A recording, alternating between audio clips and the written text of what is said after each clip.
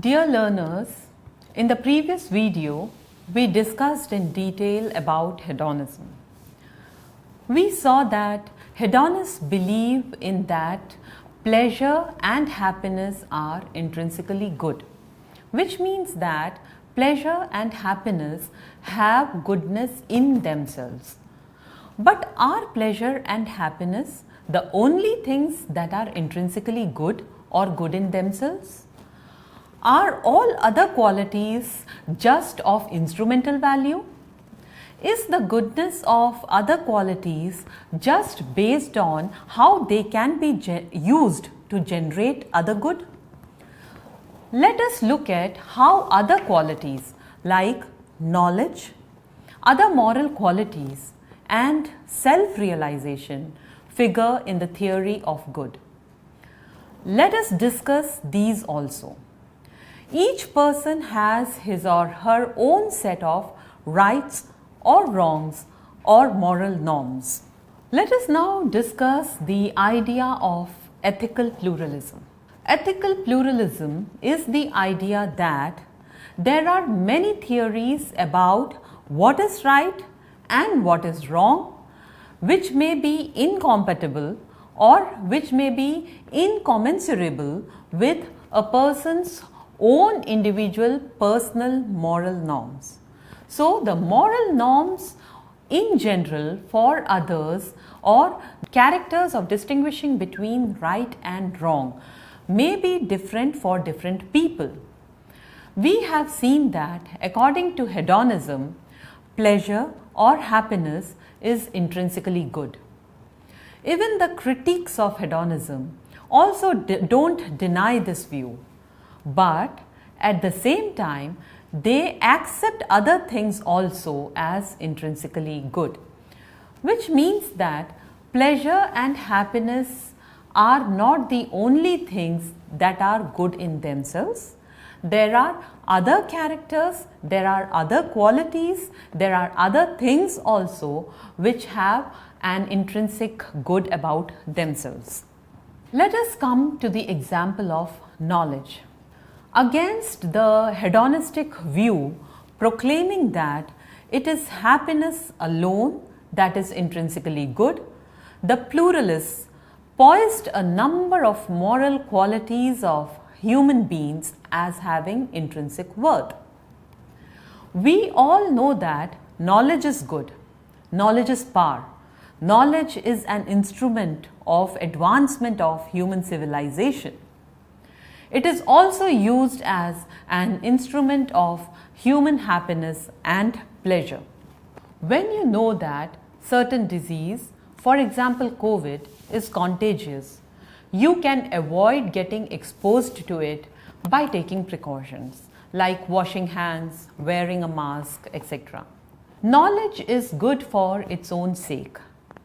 We study philosophy, mathematics, or any other subject like physics or biology to acquire knowledge and not with the objective that this knowledge will add to world's happiness. So, not all knowledge that is acquired with the intention of adding to world's happiness. It is also acquired for its own good, because gaining knowledge by itself is good. Many thinkers, including the hedonists, do not consider the intrinsic worth of knowledge. They say that though it is good to have knowledge, its value is instrumental and not inherent like happiness or liberty. Arguing against knowledge as an inherent good, they hold that when knowledge is good, it is only instrumentally good and also not under all circumstances. There are many cases where true knowledge is concealed from a person to save them from frustration, anguish, or anxiety. For example, if a person is suffering from some terminal ailment, generally the relatives decide and the doctors decide not to disclose it to the person so as to save that person from anxiety, from anguish, and from such other negative feelings. There are conditions or circumstances in which knowledge, far from being an intrinsic value, is not a value at all. So, according to hedonism, it is happiness which is intrinsically good and not knowledge.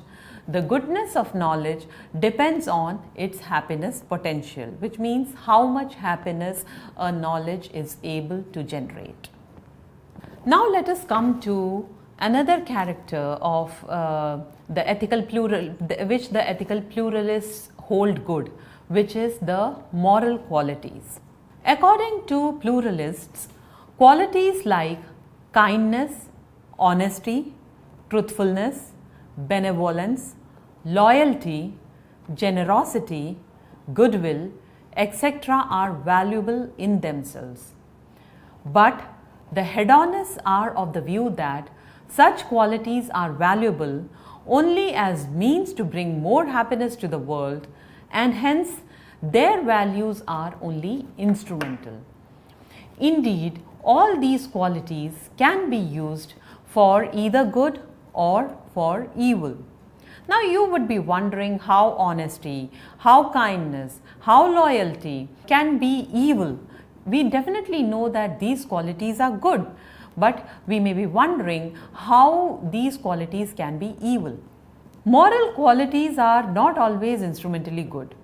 Loyalty, honesty and generosity are evil when used for bad causes, as exemplified by fanatics' loyalty towards their party, where they will be willing to slaughter thousands of people rather than give up their beliefs.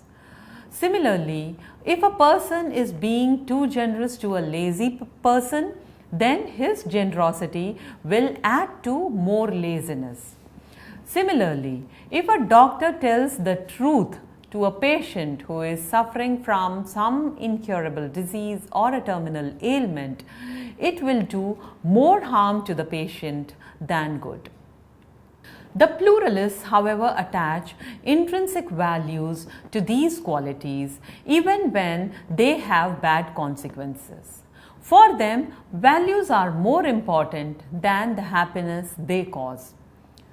The hedonists' counter argument is that though a world without moral values is not worth living, still their values are instrumental. If virtues are deleted from the goal of happiness in which the instrumental values reside, then one is faced with a question like, what are all these virtues for? Why cultivate them at all? What end do they serve? So the hedonists believe that if these virtues do not contribute to happiness, then these virtues are not intrinsically good or do not have an intrinsic goodness about themselves. The pluralists are of the view that happiness obtained by wrongful means cannot be sustained for long. On the other hand, happiness achieved by exercise of moral qualities is abiding, is deep, and it is more self-satisfying. The exercise of desirable human traits is not merely an instrument for the achievement of greater human happiness. These traits are desirable in themselves, and people usually value them for themselves. The more kindness, fairness, generosity, goodwill, wisdom, all these qualities, the more they prevail in the world, the better becomes the world to be a place to live. The exercise of moral values is thus not merely instrumental to the achievement of happiness, but has a value of its own, independent of its happiness potential. Because these moral values, according to pluralists, makes the world a better place to live. Now let us look at the concept of self-realization. The term self-realization has been used to indicate two kinds of growth. The meaning most frequently given to self-realization is that of psychological growth and maturation, of the awakening and manifestation of latent potentials of human beings. For example, the awakening of ethical values, of aesthetic values, and religious experiences and activities. The second kind of self-realization is the realization of the self, the experience and awareness of the synthesizing spiritual center. Self-actualization may be achieved at different levels and does not necessarily include what can be called the spiritual level.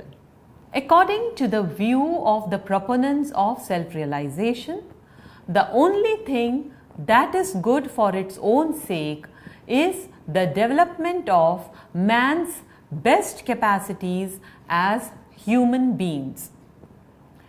Man is endowed with different capacities and proper realization of which leads to full human development. For example, during adverse circumstances, many people, they come to a self-realization of their hidden talents, of their abilities, of their capabilities during times of crisis, during times of their extreme lows. They come to a self-realization. Man is often unable to realize these capabilities or capacities to the full. As a result, most of these, which could have been added to his or her human growth, remain underdeveloped. So, self-realization is very important for a person to realize his or her self-worth, to realize his or her the hidden talents that a person possesses, to realize the inner capabilities of a person, so that the person can grow or the person can develop to his or her full potential. Man possesses both human and animal instincts or potentialities. When we refer to self-realization, we mean only human qualities or capabilities. For example, the qualities like generosity, truth, non-violence, physical, moral and intellectual abilities, skills, etc. Aristotle, speaking on such qualities, had opined that exercising one's best capacities meant exercising the capacity that is unique to a man and the rational faculty of reason. Man shares many of his capacities for growth with animals, but capacities like reason and morality are such faculties that he shares with no other species. So, you see that, for example, certain human qualities are also shared by the animals, whereas two most important capacities or two most important qualities which are shared only by human are that of reason and that of morality. Man is the only species which can discipline oneself to be moral. All living species except man are programmed by nature to perform actions required for their survival. But man alone has capacities to choose a value action that he thinks is appropriate for his survival. Choosing a code of values is uniquely human. For example, in order to survive, animals have this killer instincts. They will go and kill or they will go and hunt. But man is the only species which can restrain himself from killing other person for his or her own survival. Another example of man being able to exercise some qualities is of man being rational. Animals may not be rational, they may not be able to apply rational thoughts to their actions. Man is the only species who can exercise rationality to their actions, who can conduct their actions in such a way that they are rational. Man's life is based on a code of ethics.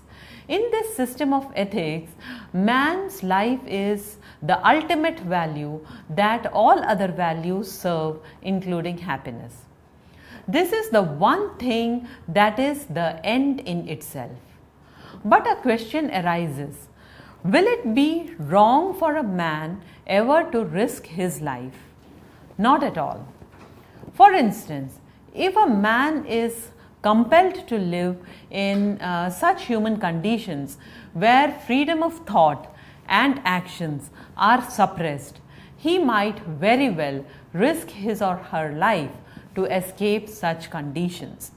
In many other instances, man puts his life to risk in order to prefer some other action. For example, a person may put his or her life to risk in order to save another person or in order to save a loved one. A more recent doctrine, close in some respects to self-realization, is contained in the ethical theory given by the philosopher and the famous novelist Ayn Rand. According to this view, good is that which is proper to the life of man as a rational being. Ayn Rand's ethics begins by analysis of the term value. She maintains that values arise from and are necessitated by the distinctive nature of living beings. Value is that which one prefers and is an object of action which presupposes alternatives. So, according to Ayn Rand, man will choose actions or man will choose objects which he or she values. You value an object or thing which you prefer and choose from alternatives for which action is necessary. If you reflect upon different alternatives, you will see that most fundamental alternative in the universe is existence or non-existence. The issue of life or death. It is the concept of life that makes the concept of other values possible. It is only to a living person that the things can be good or evil.